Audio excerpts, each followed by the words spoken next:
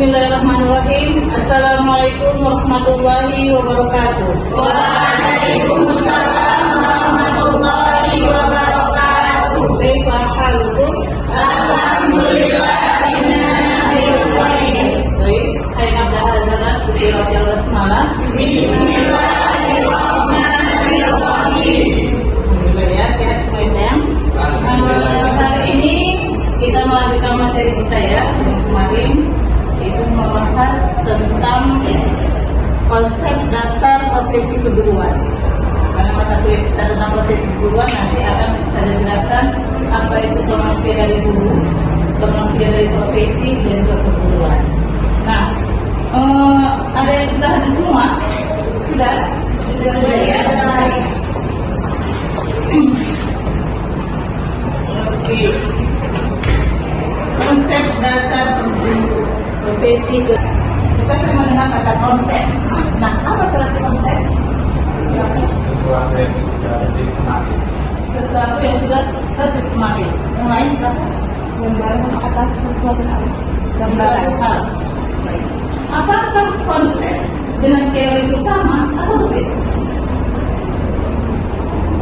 Beda. Beda. Kalau konsep Konsep dia sudah jadi bahan bakunya. Kalau teori masih bisa diuji lagi. jadi konsep dan teori ini masih berbeda. Konsep itu hanya beberapa pendekatan. Sedangkan teori itu memang sebuah pengetahuan yang sudah diuji kebenarannya. Ya, jadi teori-teori ini itu benar-benar para ahli, ada benar, ada berbeda, itu teori-teorinya, dan itu sudah diakui, sudah diuji kebenarannya. Oke. Sebelum kita memasuki apa itu profesi keguruan, kita harus memahami apa itu guru. Sekian banyaknya para teori ahli yang menyebutkan guru itu banyak sekali. Gak bisa saya sampaikan semua sini teorinya. Diberikan tentang kata guru hanya itu kita ambil. Karena ini katanya masih guru. Ya, yang pertama menurut Lawrence de Hecue dan Zwana, apa beliau? Guru adalah seorang yang mempunyai kemampuan dalam menata dan mengolah kelas. Jelas? Bisa dipahami? Bisa ya? Kalau berarti guru atau seseorang yang bisa menata itu bagaimana? Nah, misalnya saya guru. Baik teman-teman, kita menggunakan kondisi kelas hari ini kita model kelas guru. Itu menata. Apa tujuannya? Pasti untuk mendapat informasi atau materi dari saya. Maka sekarang ini di kelas tingkat SD, SMP dan SMA itu muridnya mungkin ada yang sedikit, ada yang sedang, ada yang banyak jumlah muridnya. Nah, guru ini adalah perannya bagaimana menata kelas itu supaya kondusif. Ada acak-acakan bisa saja di sini ada kondusif, di belakang main-main. Nanti anda bisa ada semua fokus ya ke depan di belakang. Ada yang main-main, ada yang main-main itu. Jadi mengatakan supaya siswa kita itu bisa melihat gurunya. Nah, ini kita sudah mengarahkan. Kemudian apa lagi? Mengolah kelas. Bagaimana mengolah kelas yang sudah ditata, kemudian diolah. Olah ini itulah yang memasuki apa namanya? Materinya, medianya. Itu cara pengolahan bukunya. Bagaimana supaya materi itu sampai ke mana? Orang itu mengaku dia profesi. Betul tidak? Aku profesinya ini. Tapi dia tidak tahu apa sebenarnya profesi itu. Aku profesinya tukang masak. Apa tukang masak dari profesi? Tidak. Kalau guru profesi? Tukang masak? Tidak ya. Oke? Sudah juga? Profesi. Profesi? Sudah juga profesi apa atau tidak? Nah, kita memahami apa itu profesi. Profesi pada hakikatnya adalah suatu pernyataan atau janji yang menyatakan bahwa seseorang itu mengabdikan dirinya pada suatu jabatan atau pelayanan karena orang tersebut merasa terpanggil untuk menjabat pekerjaan itu. Itu menurut Rothschild Sahardian. Kemudian kedua adalah profesi adalah merupakan simbol dari suatu pekerjaan yang selanjutnya menjadi pekerjaan itu sendiri. Oke, jadi profesi itu dia sudah apa? Mengabdikan dirinya. Sudah mengabdikan dirinya.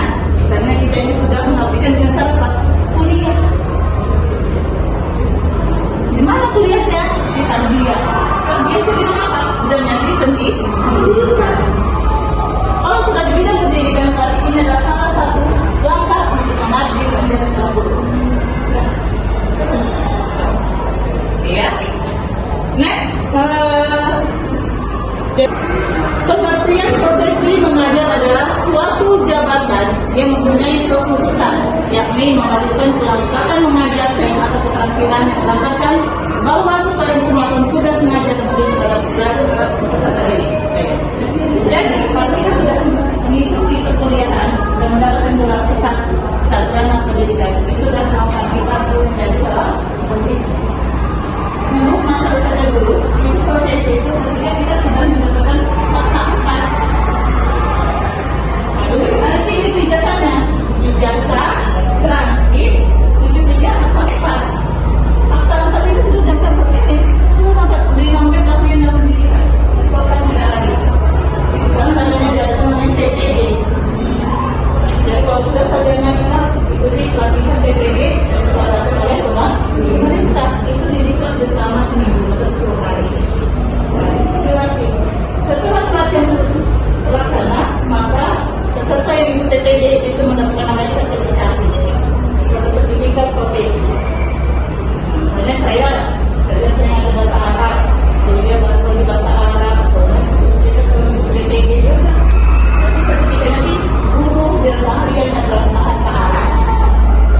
Tapi kita akan mendapatkan sebagai apa lagi? Jadi PTG, dulu kan ada PTG, kalau sudah keahliannya sudah menjadi profesi.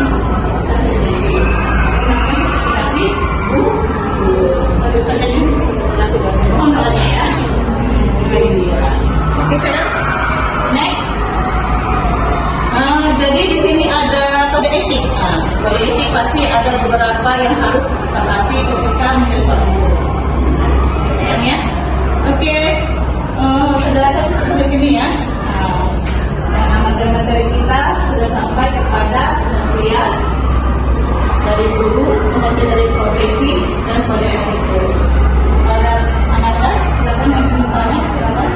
Ini silakan.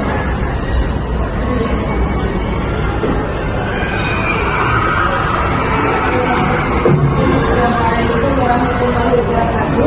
Waalaikumsalam warahmatullahi wabarakatuh. Perkenalkan, nama saya Rahmika. Izin saya bertanya kepada Ustazah mengenai konsep dasar profesi guru.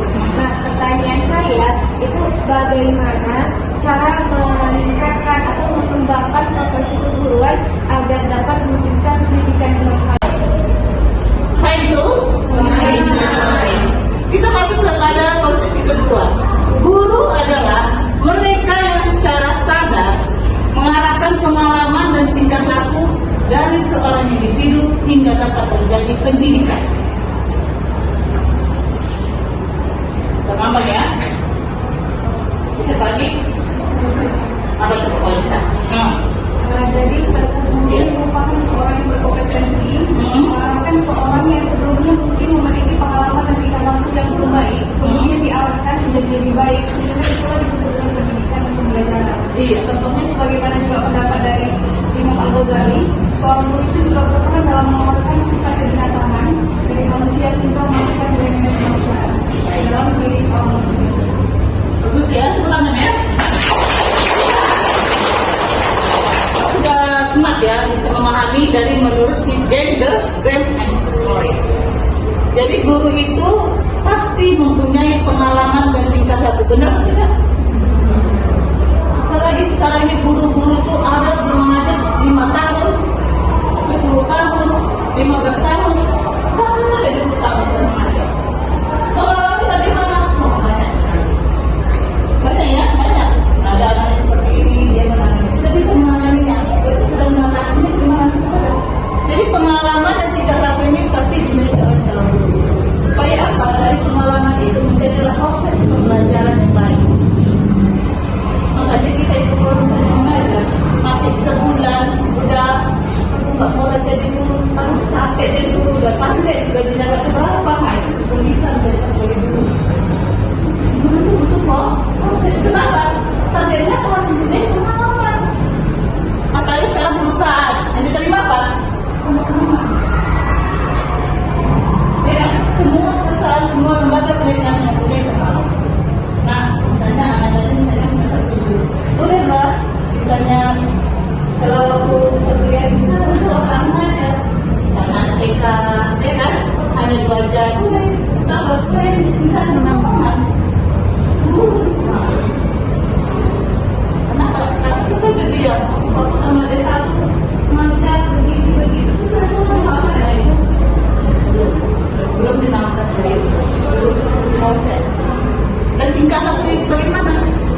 perilakunya sesuai dengan mereka atau etika profesi keguruan.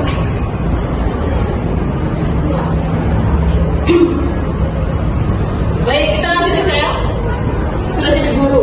Jadi apa pengertian dari kedua teori itu?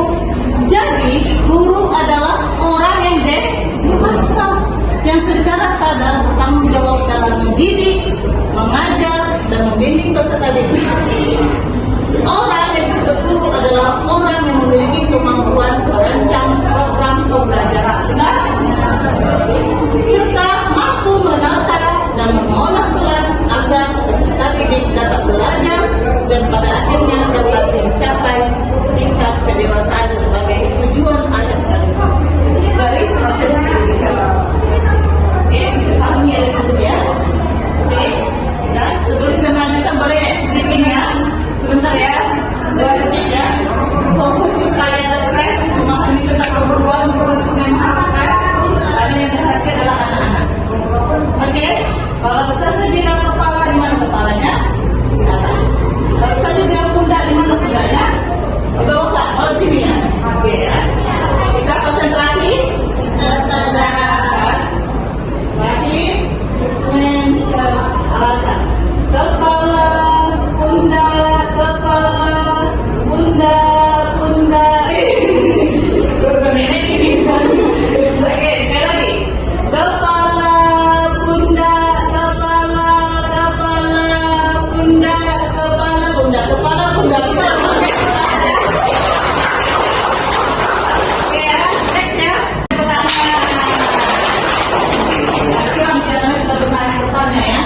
Jadi bagaimana kita sebagai guru untuk meningkatkan kita sebagai profesi ya yang menjadi lebih baik lagi. Guru itu tidak hanya sebagai kuliah cukup. Jadi guru itu harus banyak apa itu pelatihan, seminar, kegiatan-kegiatan yang di luar sekolah harus ikut. Sekarang itu di IGI itu sudah ada tuh seminar nasional diselenggarakan oleh ini lembaga ini itu harus diikuti. Kita tidak hanya cukup puas dengan aku sudah guru jadi nggak perlu lagi yang berbeda.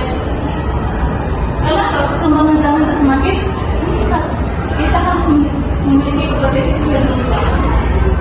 Kata jadi guru-guru sekarang memang laptop sudah nanti generasi kalian lah yang merubah guru itu menjadi apa? Yang betul-betul mempunyai pengetahuan dan sudah kita menggunakan IT. Nah dulu itu tidak ada lagi, belum ada ini. Masih menulis pakai tahu, berubah lagi menjadi menulis pakai whiteboard atau spidol. Nah sekarang tidak lagi menulis. Cukup menggunakan TV ini. Apa yang mau kita sampaikan, apa mau kita putar-putar video atau foto, agama itu saja. Itulah kita sebagai guru harus meningkatkan dalam kegiatan yang ada di lingkungan kita. Seminar, workshop, atau menulis jurnal. Karena kalau menulis jurnal gurunya, tak akan melatih gurunya. Ya kan? Kalau kita sudah menulis jurnal pasti kita membaca. Menjadi jurnal ya. Itu tentang syarat-syarat profesi keguruan ya. Kita sering penutup, bisa?